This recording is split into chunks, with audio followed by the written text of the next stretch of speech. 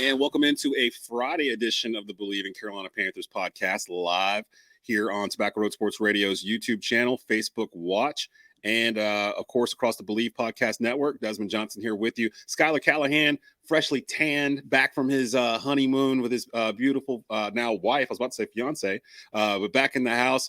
We're missing our third, Jonathan Stewart.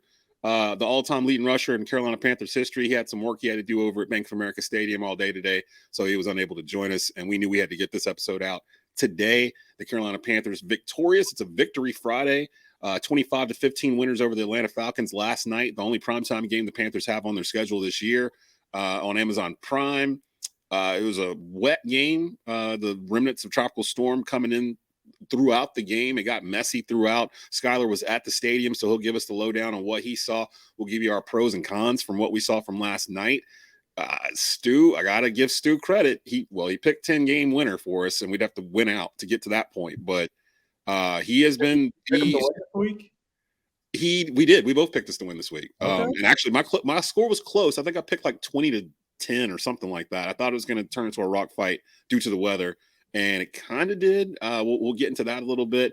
I saw a couple of things, though, that make me a little worried maybe not worried, curious about what's going to happen here going forward. Normally, it's Tell 'em While You're Mad Thursday. We'll kind of simmer on that because we're actually in a pretty good mood this Friday with the third victory post day of the season for us and the Carolina Panthers fan base. I know everyone's excited about all of that. Before we get into the nitty gritty of everything, though, and of course it's open mailbag, so you can actually ask us questions about the game, things that you saw during the game, and we will respond to those like Michael Widrick here. I'm glad we won that game last night. So are we, because it would have gotten really sticky around here if we had not won that game last night and dropped to 2-8 on the season. We'd had a whole different set of questions for today's show. We'll be sitting here on the Draft Network. CJ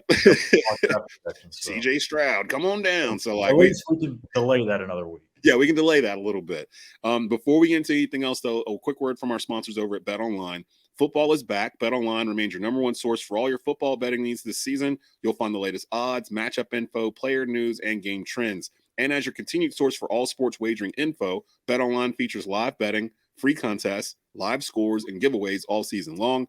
Always the fastest and easiest way to bet on all your favorite sports and events like MLB, MMA, tennis, boxing, and even golf. Head to betonline.ag to join and receive your 100% welcome bonus with your first deposit. Make sure you use the promo code BELIEVE, BLEAV, to receive your rewards. That's BetOnline, where the game starts. And where we start today, Atlanta Falcons fall to the Carolina Panthers. 25-15 was the final score. Carolina pretty much in control for most of this game. I thought the defense really showed up last night. We'll go through the box score, some stuff that we noticed from the game last night. But just starting off, Schuyler, give me a name of a player, first name off the top of your head, that stood out to you last night that allowed Carolina to get this win. I mean, it's got to be Deontay Foreman, right? I mean, the dude has just been phenomenal. 3 100-yard games in the last 4 weeks.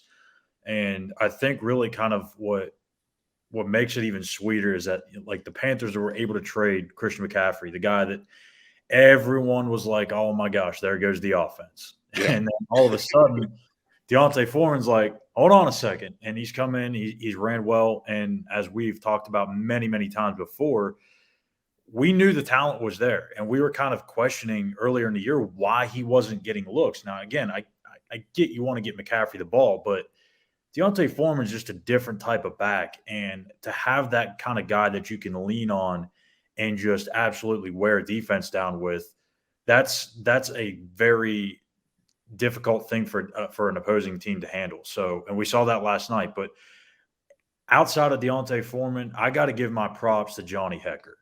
Like, that guy has been just phenomenal, and maybe one of the underrated signings that the Panthers had this past offseason, because if you remember, the punting situation last year was not very good. They brought in Lachlan Edwards at one point, didn't do all that great. They had a couple of guys back there, but you got an all-decade punter, and he's literally helping them win games. He pinned 2 punts inside the 5, Sam Franklin down 1, maybe both of them actually, now that I think about it. But I think really last night, it maybe wasn't their most complete game as a team, but there was a lot of complimentary football played last night.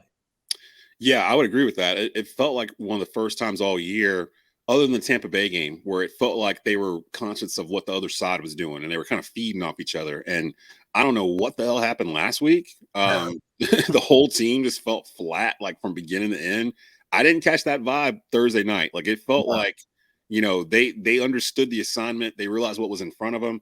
And honestly, and I've been telling Panther fans this, you got to kind of wash the whole start out of your mouth, like the whole 1-5 thing, because it really doesn't matter at this point. Like it's pretty much a fresh season. They're Well, 3-1 in conference play or division play.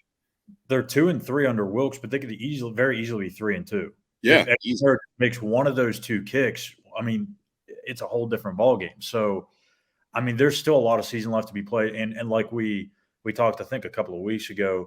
You look at the schedule in December. There's a couple of opportunities to win some games and get on a little bit of a heater. You got the Steelers, the Lions, the Seahawks. Like, there's a chance that they can catch fire there. I would say that too. Actually, I think the toughest game they have left on their schedule is this upcoming next Sunday against the Ravens and Lamar Jackson. Like once you get past that, it kind of looks out like Denver's beatable for sure. Yeah, I know Stu's waiting on that week. Oh, yeah, we're gonna have a fun week. We had him on telemarketing about like 3 of the past 5 weeks. So we got that date circled. We know we're gonna see Tom Brady again. We're done with the Falcons for the year. You got to see the Saints again. And yeah, the rest of the teams, I think at the beginning of the year when we looked at the schedule, we were like, I don't know. But now that we've played some games, none of those games seem like daunting. Even the Ravens game doesn't seem that daunting. It's just a matter of figuring out how to contain Lamar. For me, going back to the original question here, one of the guys that I was going to pick, maybe like Terrence Marshall Jr. or someone like that. Terrence Marshall Jr. really only had that one catch for 43 yards that looked really good in the rain, breaking tackles, spinning and doing all that other stuff. I'm going to go with Derek Brown. Derek Brown, I don't want to jump the gun here, but I can't think of – Go and jump it. I can't. Can you name 3 defensive tackles better than Derek Brown right now that you would take? So like Aaron Donald, and then Vita Vea, maybe. I mean, Brown would have youth. I'd say you could argue Derek Brown's right there with Vita Vea. Yeah, I think so too. I mean, the past couple of weeks, especially, he's almost unguardable. Like he had a play. I don't remember when it was in the game, but as soon as I say it, people are going to know because they showed it on the replay where he tosses this dude aside on the offensive line. He just went whoop and just threw and he took off running after Mariota. I was like, oh, we're here now. So this is where we're at. We're at this part of Derek Brown's career where maybe he starts putting it all together. Like it felt Warren Sappish watching him last night and last week and the week before. Matt Ioannidis too. He was getting held. So much. He should have either had sacks or TFLs and got held. And again, when you have somebody like Matt Ioannidis, who's been one of the better interior pass rushers in the NFL when healthy, next to Derek Brown, that's why Derek Brown is having so much more success this season because there's more respect to that guy that's lining up right next to his right side or left side. Yeah, I agree. Spectator mode enabled. What up, boys? Good win. I love certain pieces of this team, and I'm very excited for our future. I think we are too. I've been seeing all these people kind of like, oh, you should have took the deal for Brian Burns the Rams had. It was 2 first-round picks and a second. Like the first-round picks didn't start to 2025 or something like that. It was 2 years away, 3 years away. That's not going to help today. That's not going to help at all. And I think I'd rather have a known commodity in Brian Burns than 2 first-round picks because we don't know. Pass rushers are so hard to find, man. There's just certain positions when you find a guy, you've got to be able to keep him. Left tackle, even right tackle, I think you could make an argument. Quarterback, obviously, and pass rusher. Outside of that, I think you can look at replacing just about any position because they're all fairly replaceable. Maybe corner, but safeties are just about as invaluable as a running back is. Wide receiver, I know you'd like to have a DJ Moore or, Debo Samuel or something like that. But even receiver, you can kind of get away with it if you have a really good quarterback. Yeah, I think quarterbacks make wide receivers look a lot better than the other way around. Every once in a while, you'll have a wide receiver that can make quarterbacks look good, like a Tyreek Hill can make Tua look like an MVP candidate. I mean, Tyreek Hill's on pace for 2,000 yards. He's different. He's just a different dude. But then quarterbacks typically that was a debate I always had about Aaron Rodgers. Is Aaron Rodgers making these wide receivers, or are the wide receivers making Aaron Rodgers? And I don't know, because he doesn't have any wide receivers this year, and they're struggling. Like, they're about to lose their 6th straight game against the Cowboys this weekend coming up here. So spectator mode with the question here. Do you feel like Foreman's a true number 1 running back? I would assume he has some special runs lately. I do. I think it depends. It depends on the running style you want to run with your offense. If you want to run like we've been running, like this, me, you, and Stu were talking in the group chat last night during the game, and we were talking about how they were committed to the run last night, and they definitely were. They ran for 232 yards total. Foreman had 130 of those with a touchdown. It felt violent last night, like their running style. Like, it felt like their goal was to establish that from the beginning, and the offensive line was just running into the defensive line and pushing them back. And then you got Foreman coming through there at 230 plus pounds.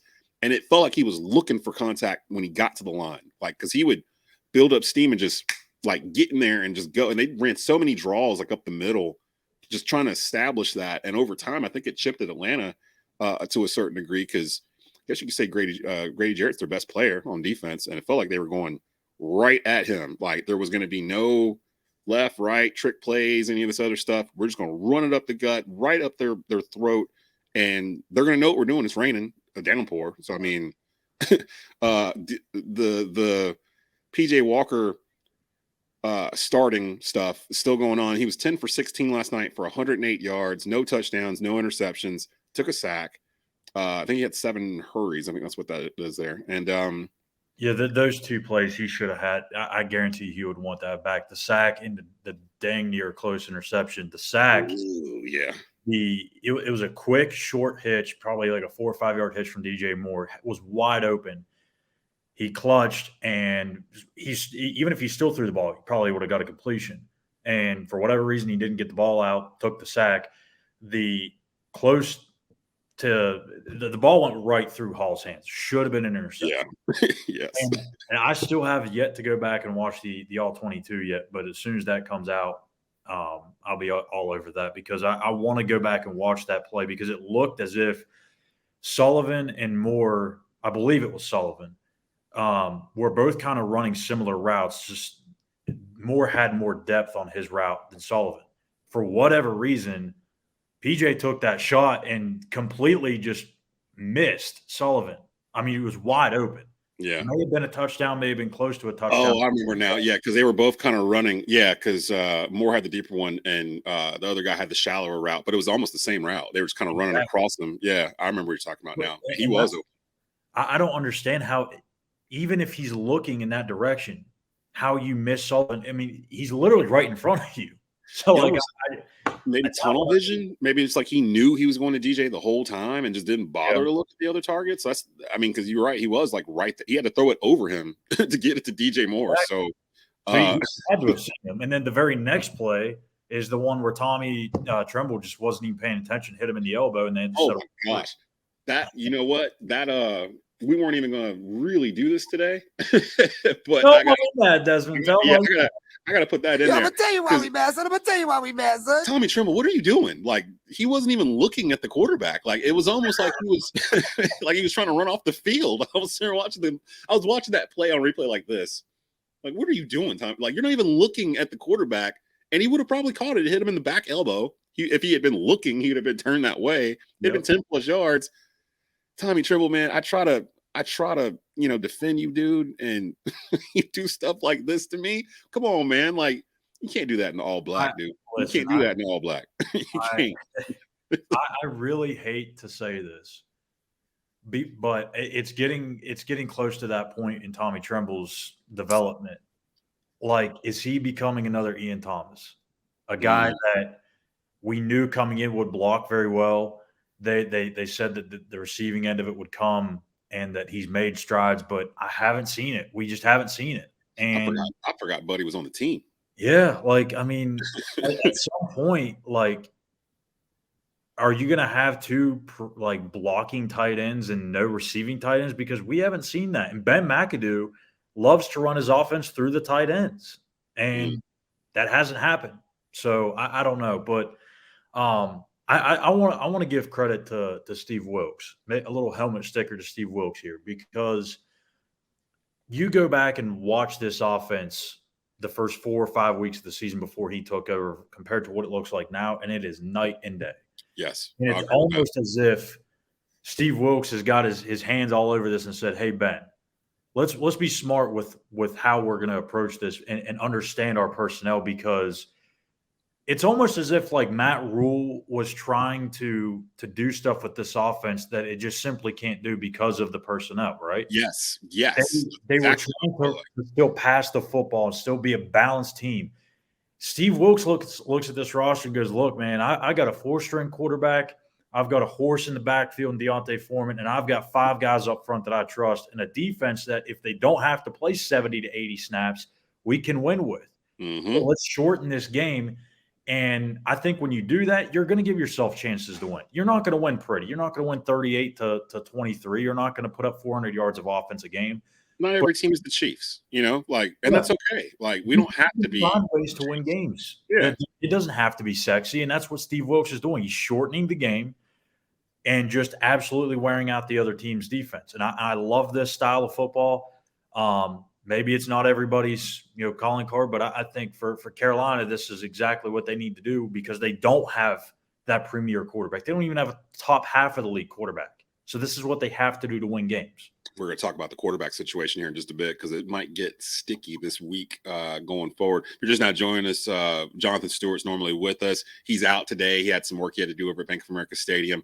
And actually, he'll be out next week because next week is his wedding anniversary week. So he's going to be traveling with his wife and everything else. So he'll be gone. Schuyler will be in with me next week. We probably won't be back till maybe midweek next week with the preview episode because this is kind of taking the place of Monday. So we get a couple days off ourselves here to enjoy the victory brought to you by Bet Online here. Well, not the victory, the podcast. Spectator mode enabled, says Desmond, spot on. The running game was violent last night, but also credit to the O-line. There's definitely room to improve, and I'm proud of our O-line this year.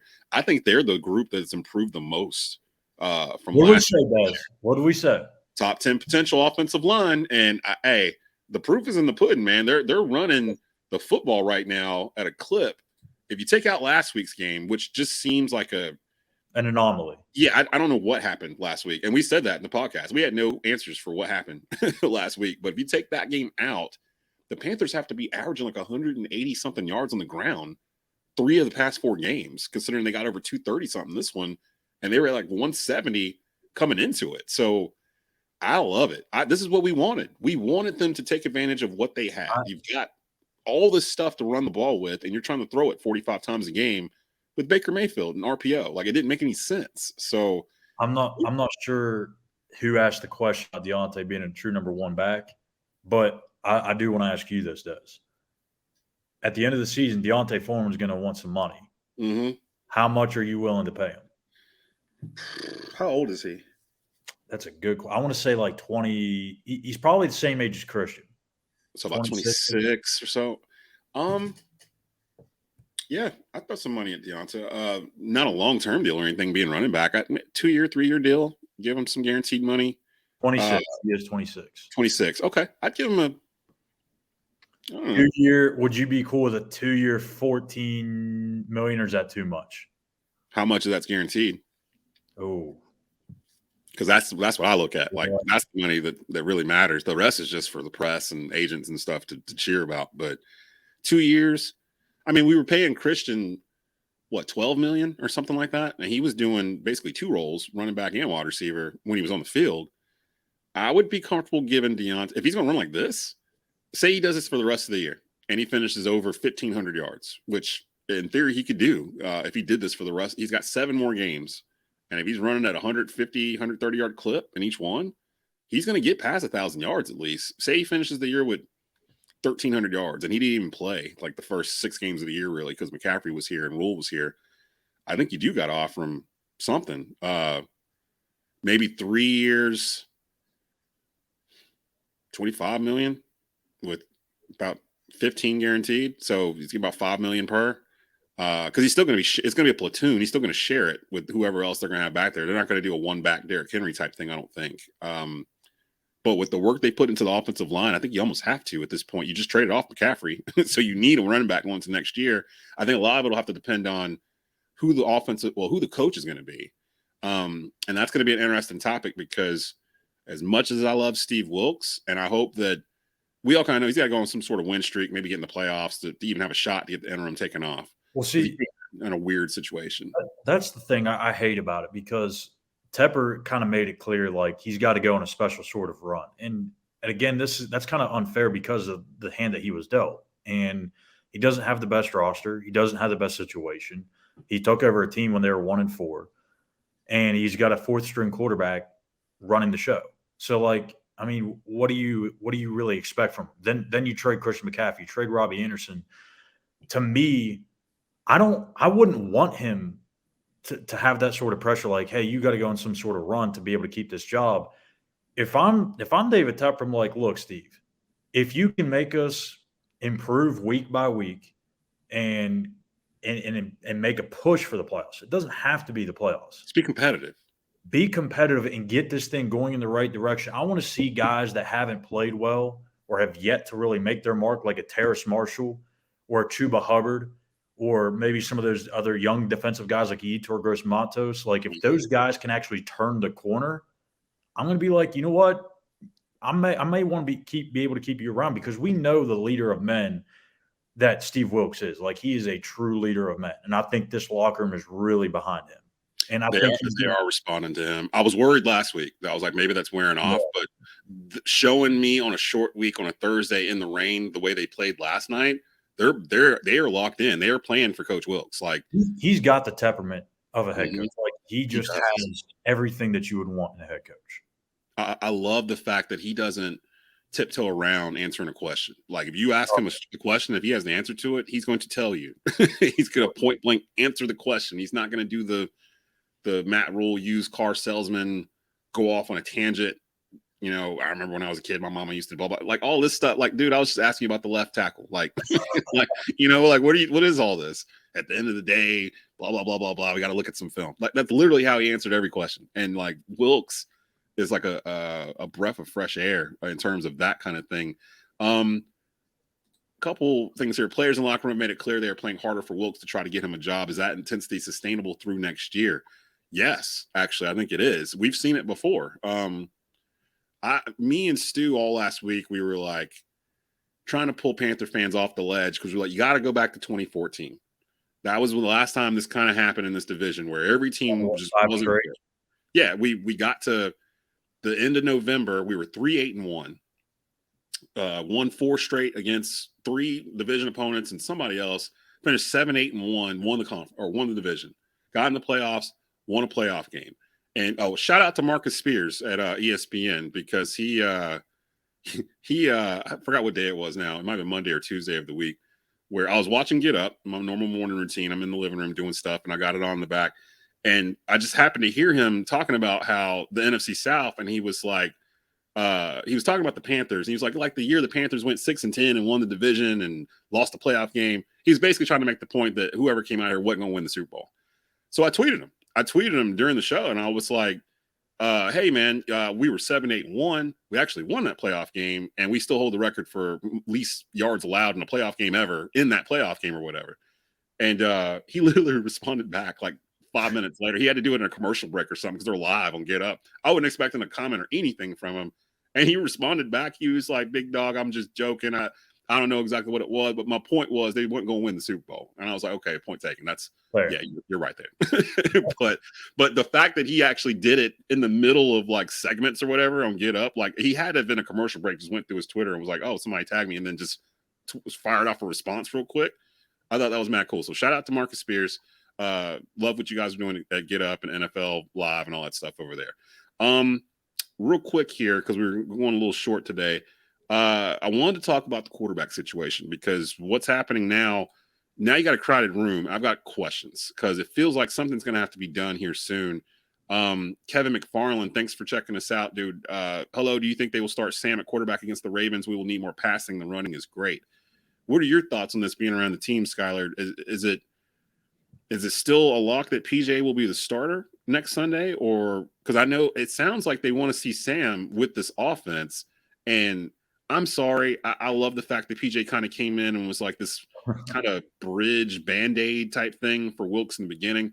But we are not going to win a whole lot of games with him going 10 for 16 for 108 yards. And last week he was 3 for 10 for, or I don't even remember. And two of those 10 were interceptions. Like you can only go so far with PJ, I think. And Sam, I don't know how we got here, but all of a sudden Sam Darnold's back in the quarterback conversation. I feel like Baker Mayfield has had his last snap for the Carolina Panthers. Give me the temperature check on the quarterback room, and what are your thoughts on who may end up starting, who may be the backup, who might get cut? Well, you're not going to run for over 200 yards every week too. Right. So at some point, you're going to have to be able to put the ball in the air. Now, will Sam start against Baltimore? No. They're going to go with P.J. Walker. Steve Wilkes talked about that today. He made it fairly clear that that's what they were going to do. Now, that doesn't mean that he won't be willing to pull him if things aren't going well.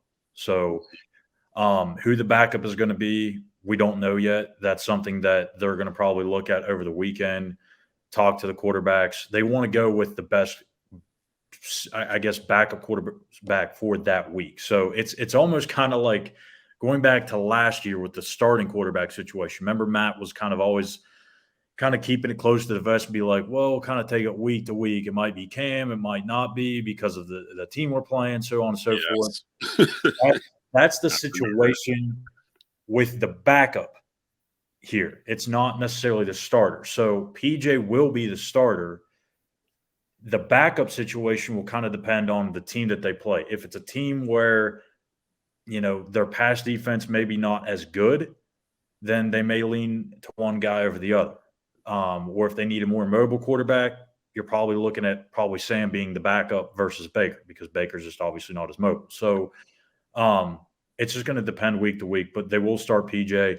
I do believe we will see Sam Darnold at some point because, as I said, you're not going to run for 200 yards every week. You're going to have to throw the ball.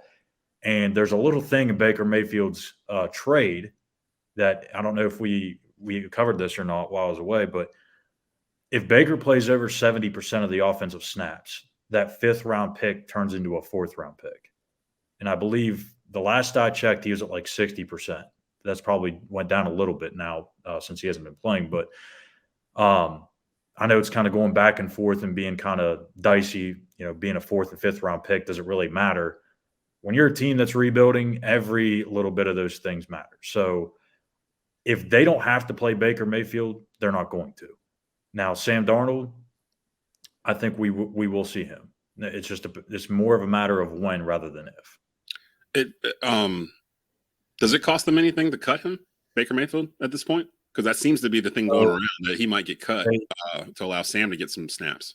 He does have guaranteed money. I don't remember exactly how much it was. I think it was right around $6 or $8 million, because I know we negotiated that down, and then that pick will automatically be a 4th instead of a 5th. So I think they'll probably just, if you want my honest opinion, I think they'll keep all 3. Okay. Because they don't want to give that pick up. They don't want to give more dead money out. So I do agree that I think if they wanted to try a different quarterback, they would go to Sam first before Baker. Just because we haven't seen Sam in the regular season at all this year. He got hurt in the preseason. So as much as we've talked about Sam Darnold on this podcast the past year and a half, he did play well when he had a healthy offense around him the first 3 weeks of the season. He didn't have a new line either last year. And I think that was no line last year. Yeah. He's a guy that we talked about that, like, he needs to have confidence in himself. And if you have an offensive line, he's going to have more confidence. So I think that would make for an interesting – man, if they get to a point where they go to Sam Darnold and he rips off like 4 5 wins, are we going to be talking about re-signing Sam Darnold? Like, that's where we're heading. That sounds exactly – that just panthering right into the offseason. Panthers doing Panther things. I do want to ask you this, though. And I know we're running short on time, but I wanted to ask you this because I talked about it with some of the media guys yesterday. What would happen if the Panthers get into a spot where they kind of fall out, but they don't fall out enough to get that number 1 pick? Say they get the number 3 pick. C.J. Stroud and Bryce Young are off the board. do you take Will Levis at 3, or do you go with Will Anderson and make that a dynamic pass rushing duo? Because that's a hard prospect to pass up.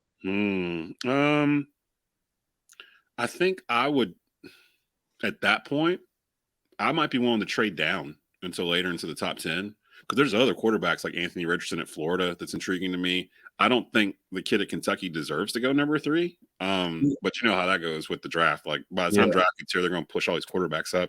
I'm intrigued by Richardson at Florida. So you would pass on Anderson? See, that's the thing.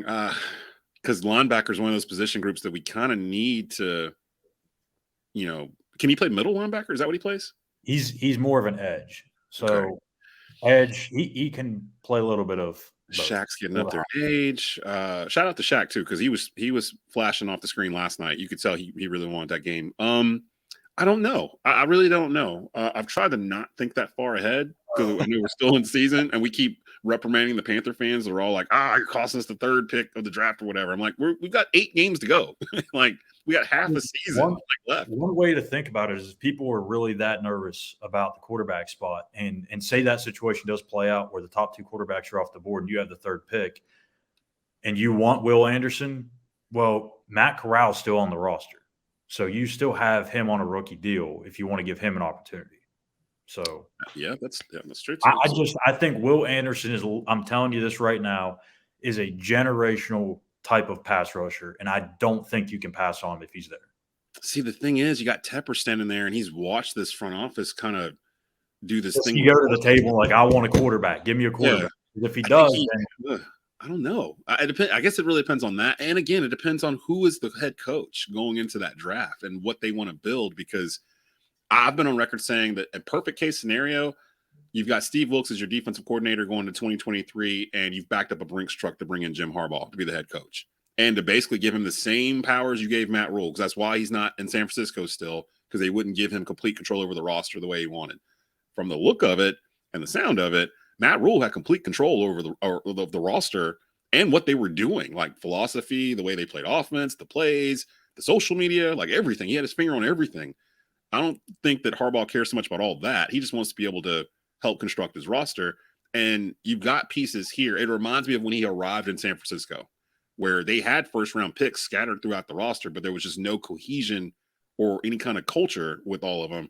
He comes in and immediately takes them to the NFC Championship game because he instills in them, this is who we are, this is what we're going to do. And he fits what the Panthers have done in the past. Run the football, stout defense, heavy on the offense and defensive line. You play it in the trenches. That's Michigan football. That's Jim Harbaugh football. And that's kind of what we've been asking for. You can kind of get by with a game manager quarterback in that kind of system, or a guy that's a Colin Kaepernick RPO type of guy that complements the run game. I mean, you can find that 2nd round, 3rd round, and it doesn't necessarily have to be one of the top picks in the draft for that. So it really depends on who they have at head coach. So for now, I can't really answer. Now, what I would do, I'd probably pick Anderson, to be honest. I'd probably get Anderson. I mean, and hey, you could probably – I think Jimmy G would be a free agent, wouldn't he? There you go. Yeah. And clearly he's not going to be in San Francisco after this year. Even if he wins a Super Bowl, I don't think that they would give up on Trey Lance, because they haven't even really seen him play. So there's other options, I guess. I guess my point is we can only go so far with PJ, and I don't know where that limit is. I think we're going to find out next Sunday when we see the Ravens, because, again, that's probably the toughest team we have left on the schedule. We get past that, PJ's probably starting the rest of the year, and they'll be running the football. And yeah, if they win that game, we may not see Sam or Baker at all. Yeah, I agree. I just don't think that they would have a way to get, other than injury. It's the only way I could think of they would get out there again. Spectator mode enabled. I really don't want to see Baker take another snap in a Panthers uniform. I don't want that pick to change. Yeah, I'm kind of cool with. I want to win games. I don't care so much about the draft or draft position or any of that stuff right now. We've been dealing with that really since 2019. Like, we're going on year 4 of, not being competitive, losing more than we win. I get it. Everyone's in this mentality where they think you got to lose in order to get a high draft pick. It's not the NBA. I say this every week. In the NBA, you can do that. You can tank and get one guy as a generational guy, and it turns your whole franchise around. Joel Embiid, LeBron James, like you go down the list. You can do that on a team with 12 guys on it. When it's a football team with 53 guys on it, one guy probably ain't gonna make that much of a difference. I know you could point at like Joe Burrow and the Bengals like last year. But even that they were 10-7 going into the playoffs. They just got hot at the end of the year and just played some crazy games against Buffalo and Kansas City to get to the Super Bowl. And you see them now; they're at 500. Like one guy doesn't really do that. So I'd say to pause a little bit, Panther Nation, on putting all of your chips in the middle of the table to get a high draft pick. Why don't we win a division? Let's do that and make it so that players that are already established want to come here and play. That literally, Stu actually mentioned that. I asked him about being on that 7-8-1 team, and I asked how it's set up for the next year. And the one thing I remember, the takeaway from him was the main thing it did was it made other players around the league want to come sign with us because they saw what we were doing on that run, and it made people want to come over here like vets. They were looking for a chance to do, like Peanut Tillman. He signed because he saw what they did in that run. That led to 15-1 the next year in the Super Bowl run. So there's stuff still going on that they can kind of use to their advantage to build this roster going forward. But to answer your question, I think probably Will Anderson. I don't trust, what is it, Will Levis? Is that his name? Levis? Yeah, I saw a video on Twitter of him like throwing like quick release or whatever. It looked almost video game like, so I can't tell if it was altered or if it was actually him doing it. He was like in a practice tent or something. He's just like, and like it looked real, but you can't tell online nowadays what's real and what's not. I don't know. And he's from Kentucky too. I like Hendon Hooker, but I know he's 25. And we're probably not going to see a whole lot of him going forward because Tennessee plays like a couple of scrubs the rest of the year, and they might slip into the playoff. But he's from here. He went to Dudley in Greensboro. I called some of his high school games a couple of years ago. I like him, but is he a top 5 pick? I don't know. That's something I would trade down, maybe get him like a 10 or something like that. But we'll see. Real quick before we get out here, Stan Goodwin, keep Wilkes, draft defense, roll with Carroll, re-sign Foreman, Bozeman. Roll with Carroll. Pete Carroll?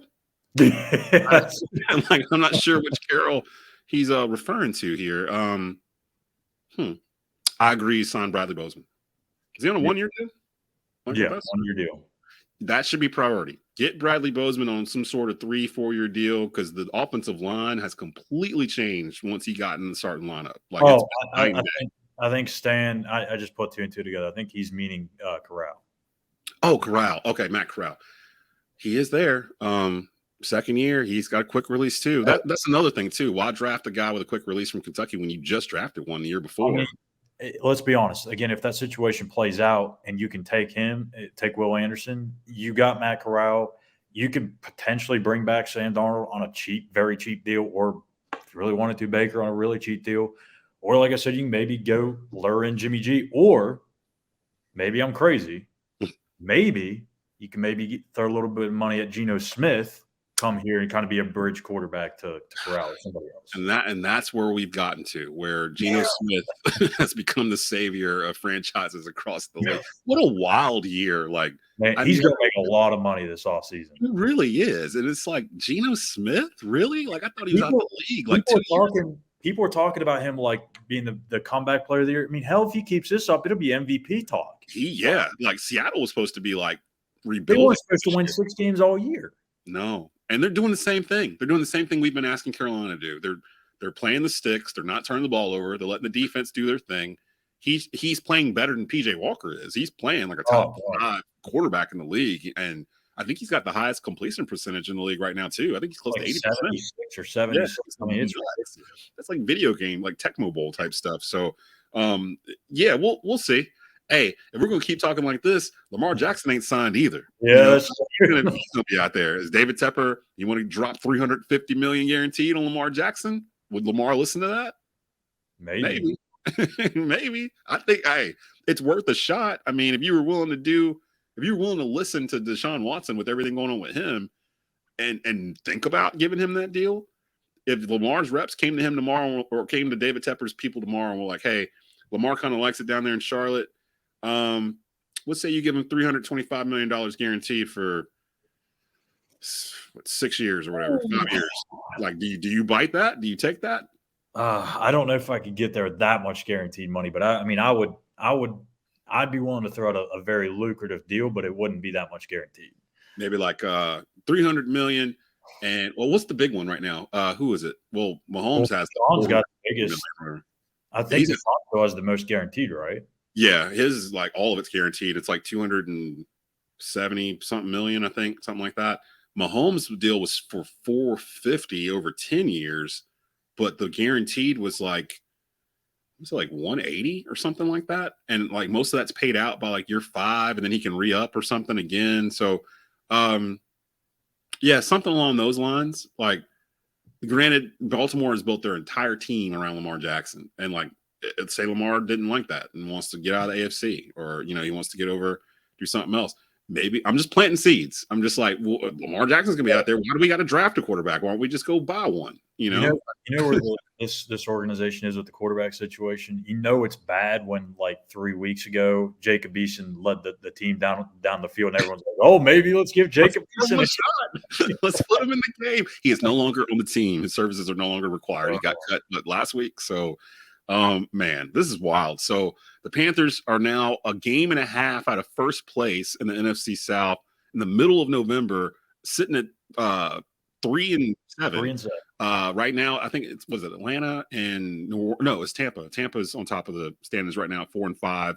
Atlanta's a half game back at 4-6. New Orleans is at 3-6, and then us at 3-7. So everything's all bunched up together. Every single team in this division has had more points scored against them than points scored for them. I'm just looking through all 4 of them, including us. We've been outscored by about 40 points so far this year. Tampa's been outscored by 2. So we got a weekend where we don't have to worry about the Panthers this weekend. We got a victory Friday. It's going to relax, enjoy football for once. Yeah, man, there's some good stuff's going to be on this weekend. College basketball is back. ACC hoops are in action right now. Carolina and Duke both play Friday night, and then Friday, I think you got a couple of NFL games. Green Bay and Dallas. That's one to look at because Dallas is just doing this, and Aaron Rodgers and the Packers are doing this. I don't know. He's never lost 6 straight starts before, and he's on the verge of doing that. You want to talk about guys that maybe regret coming back? He was asked that point blank, too. I was going to message you when I heard that.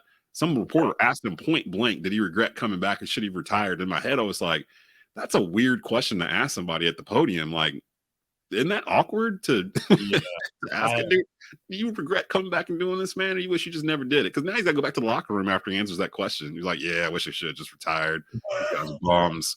I don't know what I was thinking. I was blinded by the money. And then he's got to go back to the locker room and go out there on Tuesday and throw these dudes. Like, I'm sure as a reporter, you hear this all the time in these press conferences. Someone from the back will just launch a stink bomb at the podium. Yep.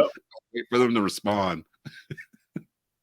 Yeah, it's like whenever you see Mason Plumlee dribbling the ball up the court and maybe taking a jump shot, like it's just like, man, you don't be good.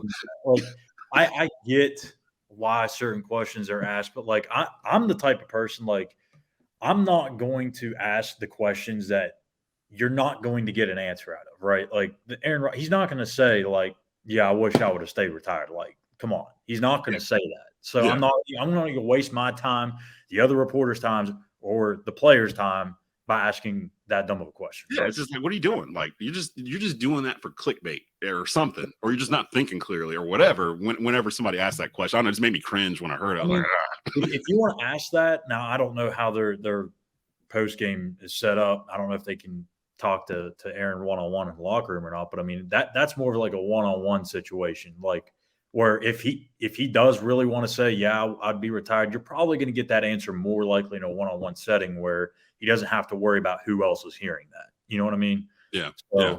That makes sense. That makes a lot of sense. What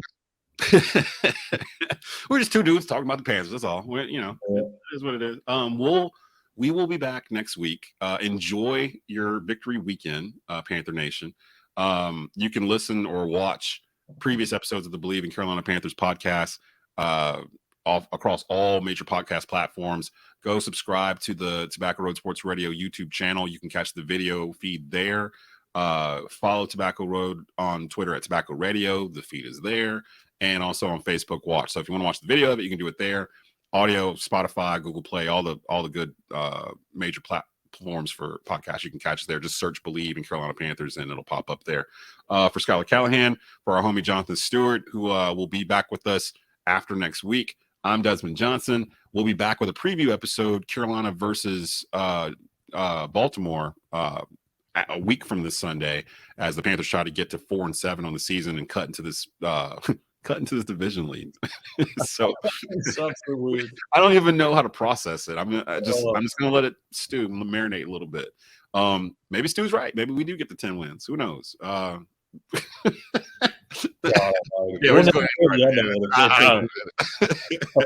We'll see you guys next week. Keep pounding.